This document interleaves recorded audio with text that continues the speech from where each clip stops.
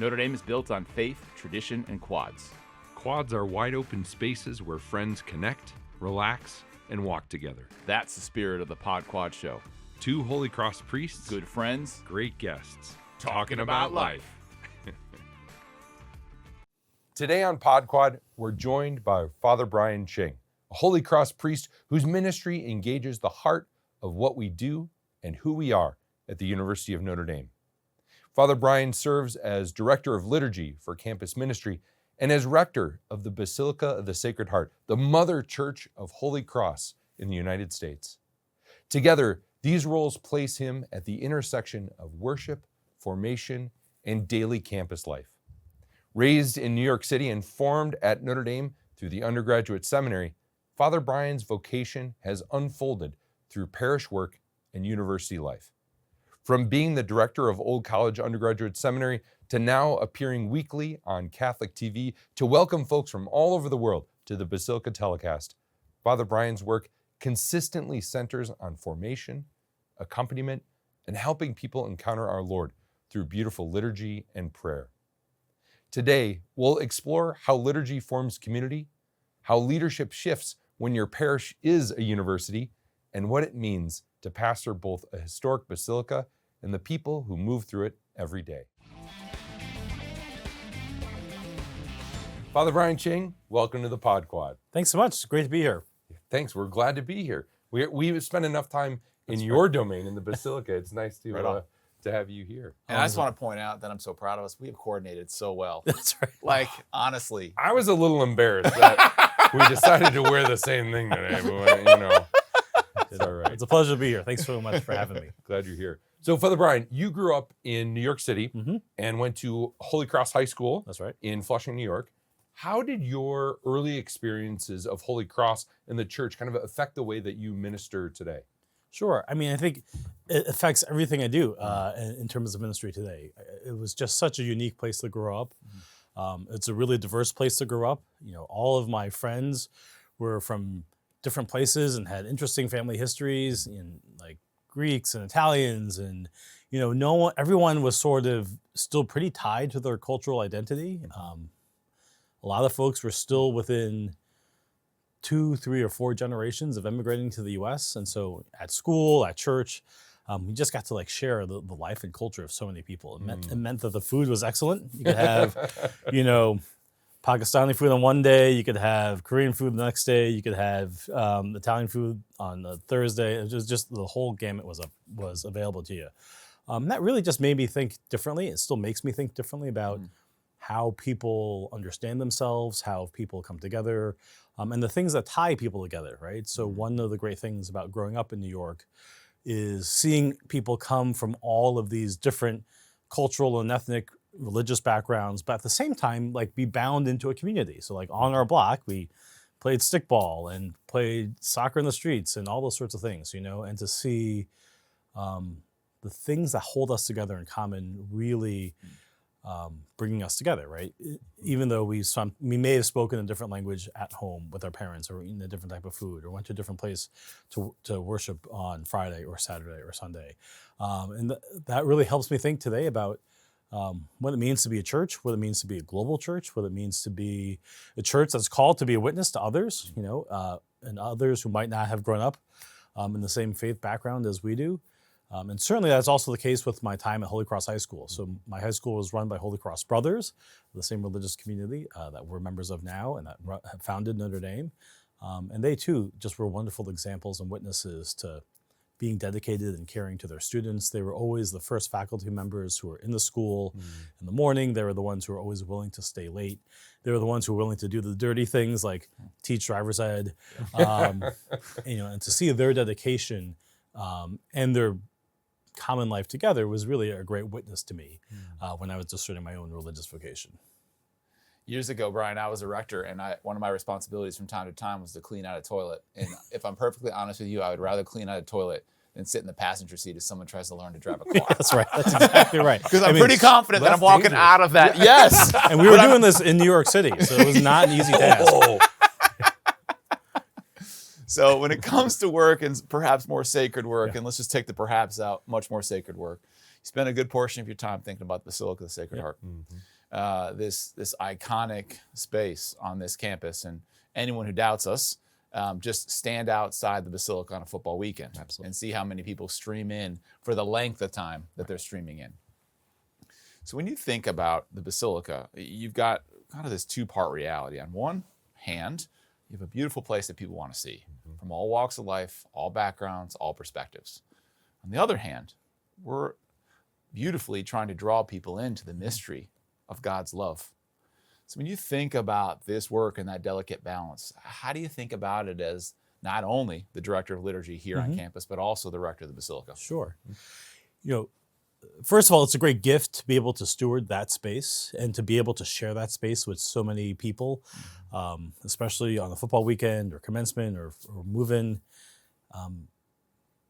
The gift is also the fact that it's a tradition that we steward. It's not a tradition that I have to make up, right? So like the church has given us the tradition of the sacraments. The church gives us an entire tradition of art and music, and all of that is on full display in the Basilica's rich liturgical life, in the aesthetic, both visual and audio in the Basilica.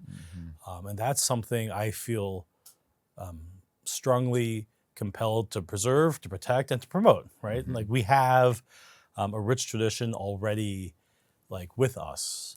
At the same time, that gives us the opportunity to really share that with others and invite others into that who might not be as familiar with that tradition, who might not be as kind of facile with like getting what all this means or why there's so much gold or why the space looks like it does. So it really gives us an opportunity to help them encounter that space in a thoughtful way, right? So to explain that the Basilica looks the way it does for a reason, that architectural style, the neo-Gothic style, kind of serves a purpose in terms of lifting your eyes to heaven, to help explain why art and music, you know, engage the senses in terms of how we understand and come to know and fall in love with God. Like all of that is super important. And just sometimes being able to explain that to our guests and visitors is really, really important and is really a great gift. I think the other thing I always try to keep in mind are two basic premises for the Basilica, because it is a large and kind of complex place with a lot of moving parts. The first is we got to keep the main thing the main thing.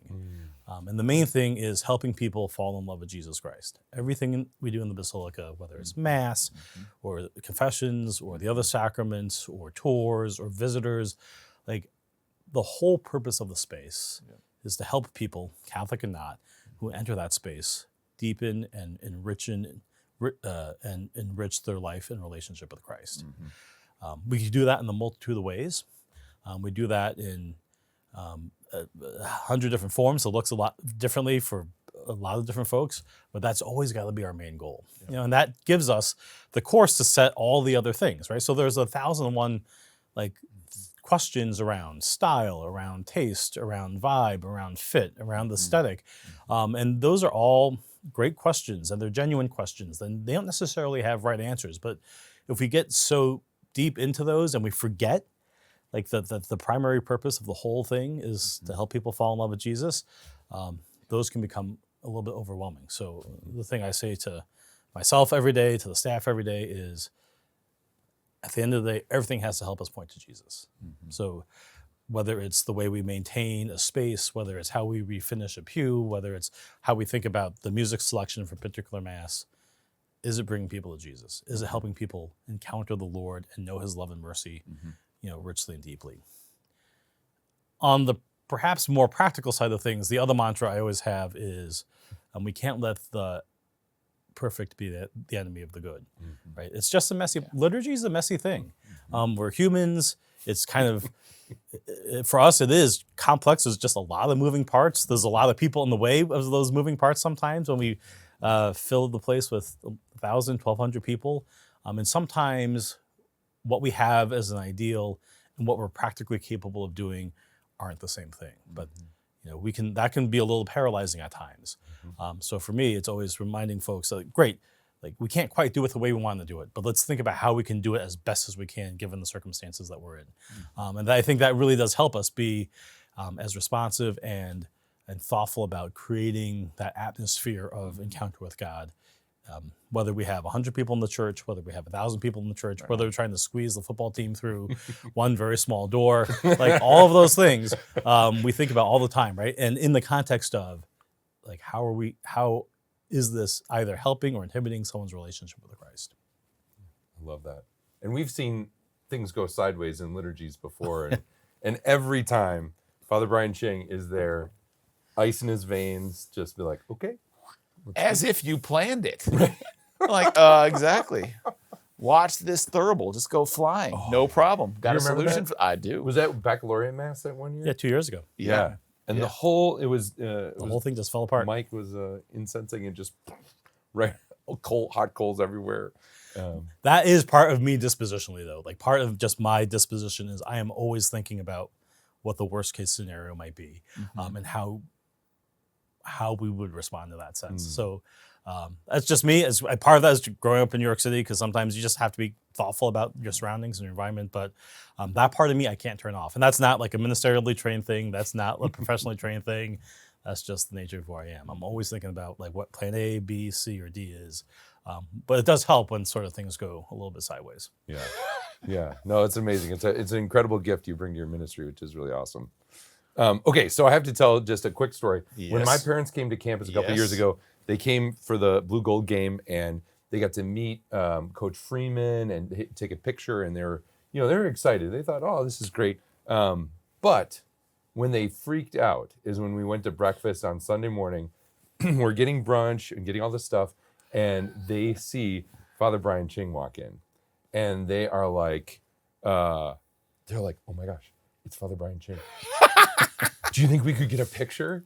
And I was like, yeah, guys, yeah, it's, we'll get a picture of you. And so it was hysterical. Shout out, by the way, to our moms. Yes. The only folks we know are actually watching the podcast. But yeah, so my parents absolutely love you, Father Brian. They were kind of starstruck in this moment. You're on Catholic TV every week, welcoming folks to the Mass of the Basilica in your role as the rector there. And you have a bit of a celebrity status there. What graces and challenges has that brought you? Sure. I think we should be honest. Celebrity might be a stretch. People know who I am, but it's a pretty small crowd of folks. But we're grateful for their attention and their love. It's a little weird sometimes, right? It means that people will know who I am that I have not met before, and who are more than comfortable to come up to me and say hi and share their life story and kind of ask for a little advice, and have a sense of rapport on their end that I don't necessarily have on my end. And that's a grace in a lot of ways. It's an awesome thing that they feel that comfortable coming to me and asking for prayer or asking for a little bit of advice. A little strange sometimes, but really at the end of the day, it's a great grace. And at the end of the day, it's also what we signed up for as priests, right? Yeah.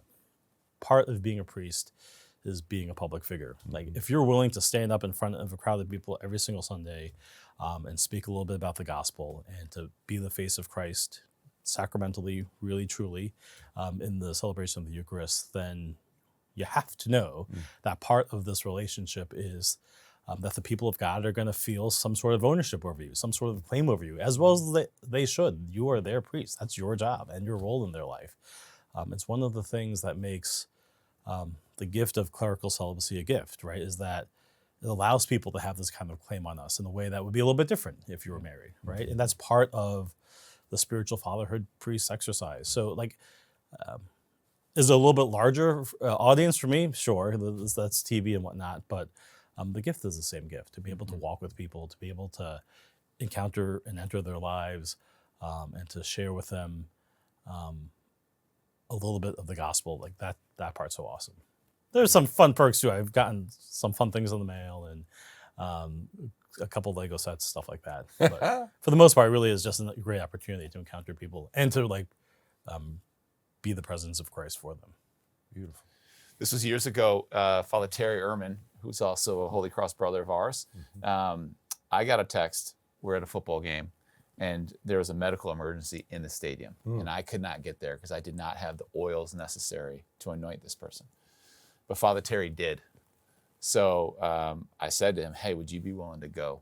And immediately, without even like batting an eye, he just took off. Later that day, I texted him and said, hey, man, I just want to thank you for your availability and willingness to take that on. And all Terry responded back with was, priest. You know, this is what we do. Love it. Yep. We're available. That's who we are. That's who God ordained us to be. That's literally. right. So.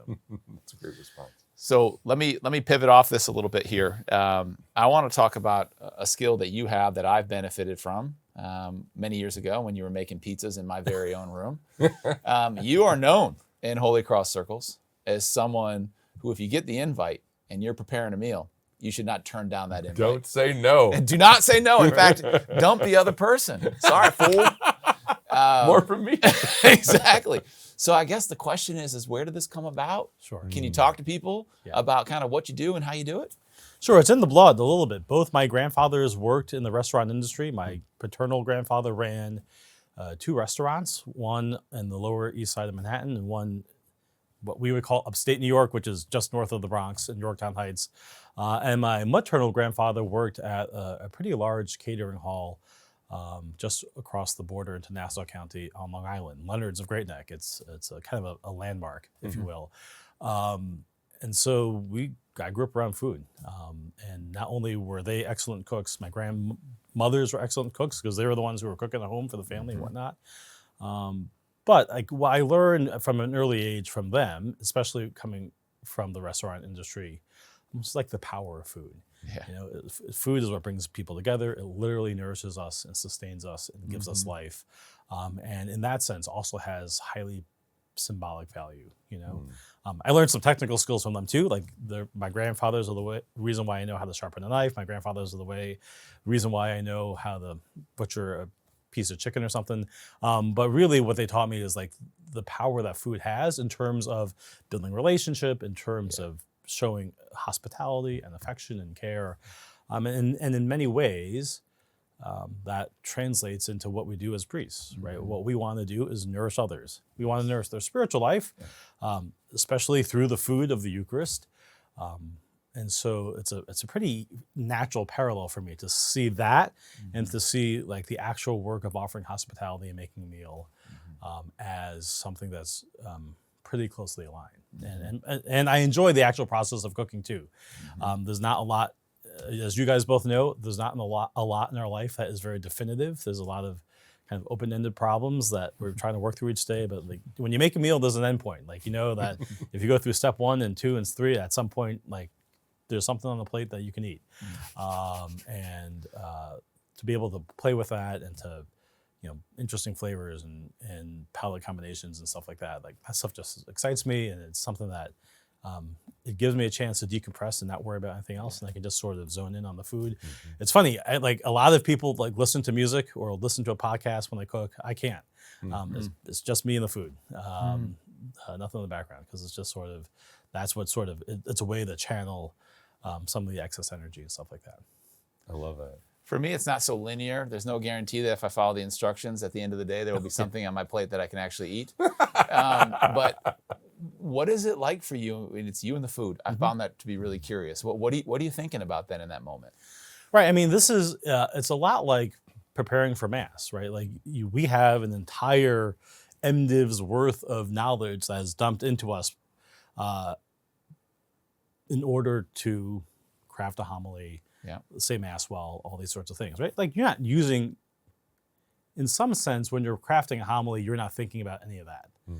At the same time, like you're sort of relying on all of that training in order to do the task well. The same is true for cooking. It's a lifetime's worth of like knowing ingredients and their characteristics and their flavor profiles and how they respond to heat and how they respond to rest and all these sorts of things that you just sort of learn as you kind of make mistakes and have a couple of flubs that come into play when you throw together a meal, right? So for me, I'm very process oriented. I'm very linear. So that part is easy to me. But for me, it's like, oh, like here's chicken. And like, if we're going to cook it, if you're going to bake it, you have to think about it this way. If you're going to fry it, you got to think about it this way. You have to think about what size you're going to cut it into. You're going to have to think about how thick or thin it's sliced if you want to put it in the oven or saute it and make a chicken cutlet out of it, all that sort of stuff. So it's just learning about how to use and treat really God's creation in a way that produces the desired outcome. Right. Okay, That's just- preach. yeah. That's beautiful. Preach. So Podquad Nation is going to want to know, Mhm. what is your signature, or like what's your best dish? The thing that you just like crush. You know, it's funny. I'm not the best person to ask because the thing I critique myself most over is my cooking, and any of my friends will tell you that. People like, in general, I like the 4 Roman pastas: carbonara, matriciana, cacio e pepe, and alla gricia. I tend to be pretty decent at those. At least people tell me. I can do a tiramisu, a cheesecake, all that sort of stuff. People seem to enjoy those, so like I suspect that they're good. I like them; they taste fine to me. I'm never really happy with a dish. There's always something for me that's a little bit off, but I think that's just the way my mouth and brain work and whatnot. But people seem to enjoy them pretty much. So And those are the perfect example of dishes that only have a couple ingredients, but like if you get it wrong, it's a pile of goo, or it's really easy to get those dishes yeah, wrong. so carbonara is a great example, right? You have to take this egg-based sauce and put it in something that's hot. If it's too hot, it becomes scrambled eggs, and that's not good. If it's too cold, it just doesn't cook. So it's about knowing and intuiting, like, all right, like where is this in the right spot? How much pasta water do you add to create the sort of very slick and velvety texture that you're looking for? You know, and matriciana is similar. It's much easier process-wise, technically wise, but it doesn't look great until you put the cheese in at the end, and which kind of pulls the whole thing together. You know, but like knowing how fat and acid come together and bind, all that sort of stuff. Yeah, it's just cool to watch as it all comes together. Yeah. That's awesome. Okay, so beyond cooking, another one of your interests that folks might not know is Formula One. Indeed. Talk Very much to so. us how you got into Formula One, how this interest sort of came up for you. It's, you know, I'll be honest, Formula One's a relatively recent interest of mine. Only a couple of years old. And I fell into it, oddly enough, through the food thing. So I was watching a YouTube channel that I regularly watch. It's a couple of English guys who are kind of like into Korean food and into eating. And they do this thing where they take celebrities and bring them to like a Korean barbecue restaurant and get their reactions. And one of these celebrities was a guy named Alexander Albon, who is a British Thai racing driver and who races for the Williams, now Atlassian Williams Formula One team. And he had like a pretty cool story and seemed like a fun guy. So that led me to like look into him a little bit more, look into the team a little bit more. And at that time, a couple of years ago, the other driver for Williams was the only American on the grid, a guy named Logan Sargent. He's since moved on, is now driving IndyCar and hypercar and endurance racing. But he's the only American in the sport, like might as well follow him and put your weight behind him. So, you know, this Alexander Albon character, Logan Sargent, the only American, like it seemed like a natural fit to root for this team, Williams Racing. And the more and more I dove into the history of Williams, I became, it's a very historic team. It's one of the oldest teams in Formula One. It's one of the few teams that's not really changed names since the beginning of their time. And that historic connection really kind of hit with me. And then where they're going really resonated with me too. They've kind of struggled in the past few years, but they're really on the trajectory of growth. So that whole thing gave me a team to root for. And then it was through that I actually got into the interesting stuff of the sport. So I can tell you, I remember this clearly.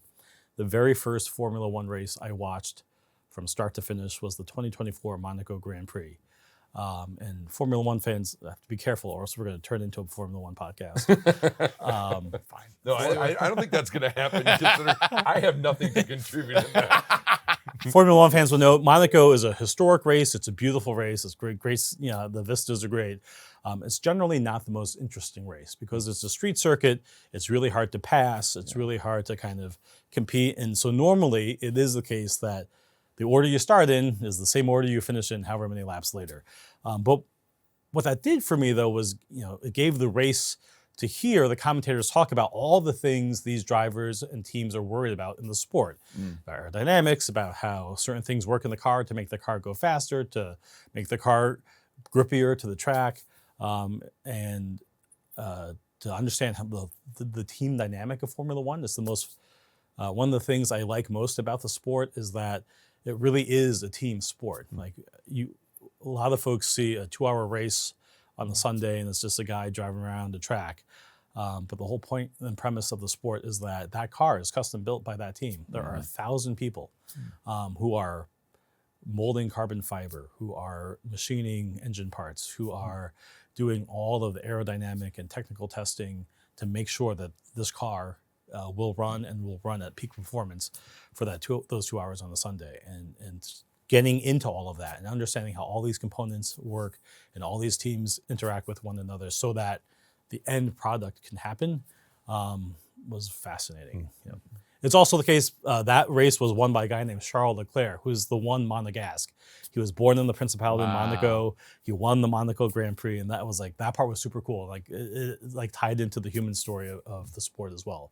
But both those things, the human side of the sport, and then really the technical side of the sport has grown on me a lot, and frankly has a lot of lessons for me in my day-to-day life. I mean, I look at, the race is in Monaco or in Monza or in Bahrain. The factory is somewhere back in the UK, and they're constantly like shipping parts back and forth, and you have to call back and say, this has got a problem, and we have to work on it back there. And when I think about the liturgy team, as large and diverse as it is, split across 2 buildings, and how we communicate, I often look at those guys like, how do they communicate, right? How do those teams work together to create the successful high performance product that they can at the end? That it takes so much coordination, so much teamwork, so much communication. They really are a model in my very small, much smaller team to think about the same way. There's 2 guys I really look up to. The head honcho is the team principal, and the team principal for Williams is a guy named James Fowles. And he's relatively new to being a team principal, but the way he speaks with honesty, the way he's willing to get up and say, we mucked this up, or we really need to work on this particular process because it's not creating the result we need, or we really need to look at how this thing comes together because we're not doing it cost effectively or we're not doing it on time. To be honest about some of those shortcomings, and to be honest about what it's going to take to fix them. So to say, look, we're doing our best, but it's going to take us 2 or 3 years. That level of honesty and integrity for me, it's a great role model. There's another guy at Haas, Ayu Komatsu, same thing. Like the way we're going to be successful is by being honest, by being forthright, and by being just excellent team members and communicators. And those have been like really awesome life lessons I would have never guessed from like motorsport. And Indiana has a point of connection to something that's coming, right? In terms of the new Cadillac car. Yes, so the new Cadillac Formula One team, there's a new team, Cadillac, and their headquarters is eventually going to be in Fishers, Indiana, down south. There we go. So the Hoosier State, bringing a little something to F1. You know way more about this than I do. I watched the Formula One movie. Come on, Nate, get with it, baby. There's a lot. It's going to take them a few years to get into the sport, but they've got 2 great drivers in Checo and Valtteri. And it'll take a few years to ramp up. I suspect that eventually they'll be doing just fine. That's awesome. All right, we're running short on time. We got 2 questions for you. Here comes the first, and then Nate will finish with the last. When you think about, we're coming back to the Basilica. We're moving out of motorsports. We're moving out of cooking. We're moving back into the principal. When you think about your role as a priest serving in the Basilica, what's 1 or 2 stories that really moves your heart, that keeps you going, that when you think back to like what we're trying to do here, you call these examples to mind? Sure. There are so many, look, we get to do some pretty cool things. We get to have some pretty cool guests, high profile guests, but in a lot of ways, the things that I look back to are the very ordinary moments of Basilica life, the confession line, saying daily mass and having 100 students out there at 5:15 on a Tuesday.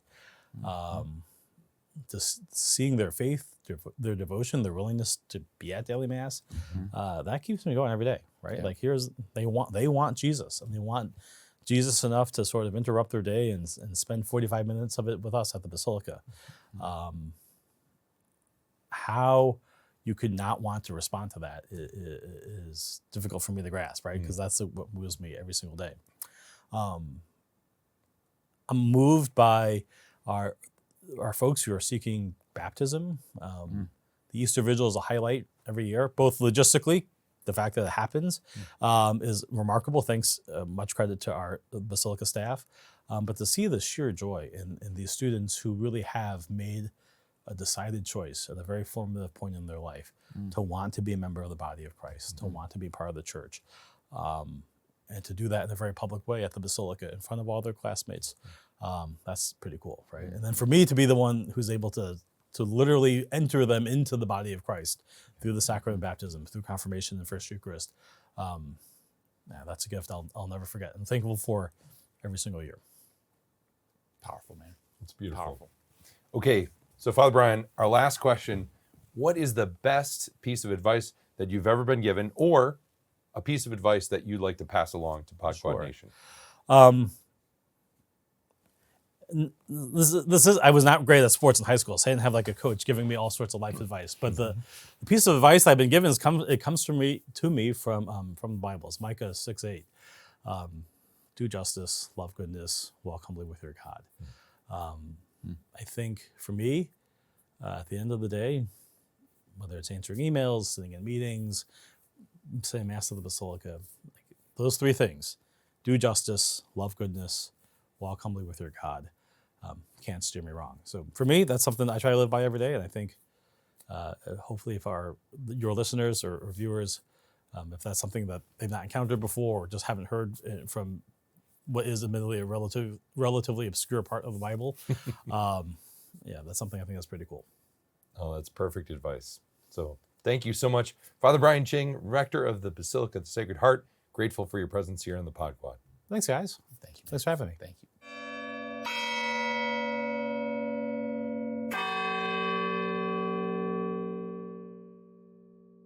And so we're back for the last lap. A little bit of reflection on what it is that Brian was talking about and the great insights. Talk about a guy who just done so much, so thoughtful, and truly desires to express his priesthood in all the right ways. Yeah, and has so many different interests and Yes. insights and brings those together in such a thoughtful way. Yes. It's just really exciting and edifying. Yeah, I really wish I was that interesting, actually. Very interesting. Thank you. Yeah, Say more. Very interesting. When I was thinking about him, specifically the technical excellence, both in cooking and in F1, I mean, those are precision type hobbies. And so for me to reflect upon, you've got an individual in Father Brian who is so precise and attentive to detail, but he also mentioned his capacity to be unflappable, his willingness to kind of deal with whatever came his way. And I think that they're correlated, that when you've got an individual who's paid such close attention to the details, it allows him to be able to make a determination about, this variable that we couldn't have accounted for then is now emerged. Okay, that's all right, because I know it so well, I'm just going to work my way right around it, and we're going to continue to go, and we're going to continue to draw this thing right back into what it was always intended to be, especially in a liturgical space, is back to Jesus. So the way he does that so effortlessly, to me, is really an inspiration. And I'm just grateful that he was able to articulate it in his own beautiful way.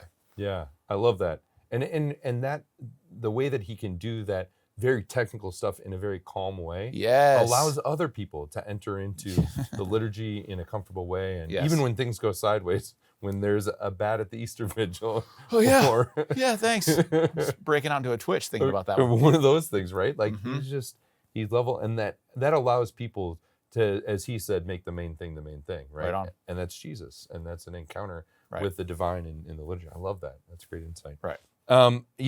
Just a little last lap. I love the last lap, and we've been talking about racing all this, so little last lap of that. I really like his focus on simplicity, right? Yeah. And even when he mentioned those Italian dishes, like those are really simple dishes in terms of like ingredients and stuff like that. Yeah. But even when asked him about what's the most kind of memorable thing in the Basilica, like there have been incredible moments with celebrities or folks who are really like high profile, or he's seen it all. And the fact that he chose to focus on kind of the day-to-day things says a lot about first of all the joy of the gospel and the ways that I think we encounter Christ mostly and joyfully in the day-to-day stuff. And it reminded me too of like a parent, right? And the ways in which, or somebody in a relationship where they just say, you know, it's the little things, it's the day-to-day things Yes. that mean the most. Yes. And I think that's really an incredible witness Yep. to the joy of his priesthood and to the ways in which God is revealed in, you know, the quotidian, you know, the everyday stuff, where it's just beautiful and inviting, and it allows us the freedom to say, you know, how can I find God in the simple day-to-day things, not the extraordinary, but the daily and the ordinary. Yeah. And so maybe that's something for all of us to think about. What does it look like to be attentive in our lives on the day-to-day basis, to not get too far out ahead, and to be reminded at all times God is present in the moments that we're given, moments that are special, moments that are grace-filled, moments that are unique to us, and opportunities for us to glorify God in a new and unique way. So from Father Nate and myself, this is Pod Quad. Catch y'all later. Peace.